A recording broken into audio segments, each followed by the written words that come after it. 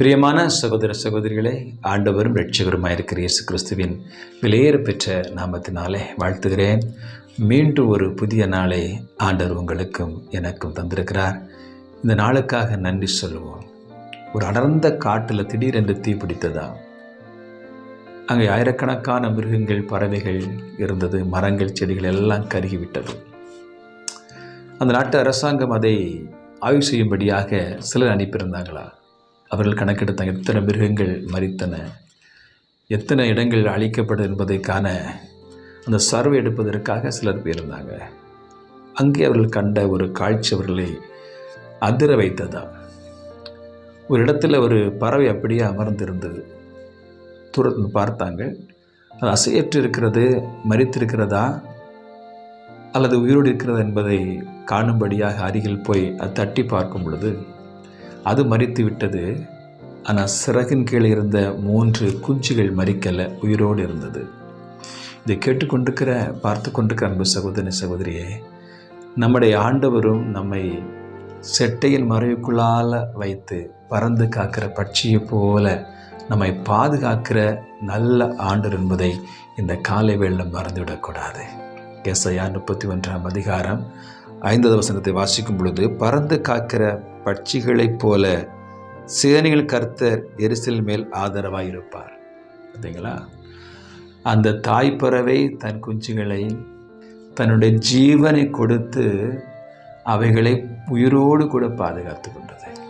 உங்களுக்காக எனக்காகவும் கல்வாரி சிலுவையிலே ஜீவனை கொடுத்து நம்முடைய அக்கிரமங்களுக்காக பாவங்களுக்காகவும் கர்த்தர் மரித்து உயிரோடு எழும்பி இன்றைக்கு நமக்காக பரிந்து பேசி கொண்டிருக்கிற நல்ல ஆண்டவர் நிச்சயமாக நம்மை கைவிடுகிற தேவன் அல்ல, செட்டின் மறைவில் வைத்து பாதுகாக்கிறார் என்பதை விசுவாசிங்க. இந்த கால வேளையில் சாத்ராக், மேஷாக், ஆபேத்நேகோ என்பவர்கள் ஆண்டவர் மேலே அளவு கடந்த நம்பிக்கையும் விசுவாசம் வச்சுருந்தாங்க. நான் என் தேவனை மாத்திரம்தான் ஆராதிப்பேன், அந்நிய தெய்வங்களை ஆராதிப்பது இல்லை, விக்கிரங்களை ஆராதிப்பதில் என்பதில் உறுதியாக இருந்தாங்க. எனவே தான் அவர்களை தூக்கி அக்கினி சூளையில் போட்ட போதும் கூட அவர்களை தூக்கி போட்டவர்கள் கருகிவிட்டார்கள். ஆனால் அவர்கள் மூவரும் உயிரோடு கூட மீட்கப்பட்டார்கள். அதில் 4வதாக தேவதூதர்கள் உலாவினார், ஆண்டவர் உலாவினார். அதை அவர்களை 3 பேரையும் உயிரோடு காத்தார் என்று வேதத்தில் வாசிக்கிறோம்.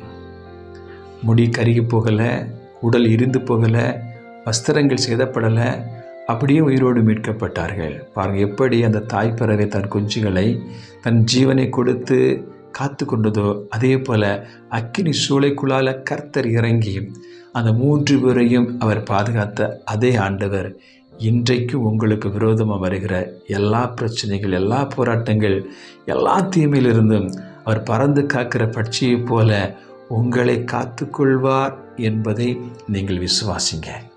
அந்த விசுவாசம் உங்களுக்குள் இருக்குமானால் நீங்கள் தைரியமாக இந்த ஓட்டத்தை தைரியமாய் ஓடி முடிப்பதற்கு ஆண்டவர் உதவி செய்வார். கேளுங்க, ஆண்டவரே, பறந்து காக்கிற பட்சியை போல ஆண்டவரே நீர் எங்களோடு கூட இருந்து எங்களுக்கு விரோதமாய் வருகிற எல்லா பொல்லாப்புகளுக்கும் எல்லா தீமைகளுக்கும் விலக்கி உம்முடைய செட்டையின் மறைவுக்குள்ளால் என்ன மறைச்சு கொள்ளுங்க டேடின்னு கேளுங்க.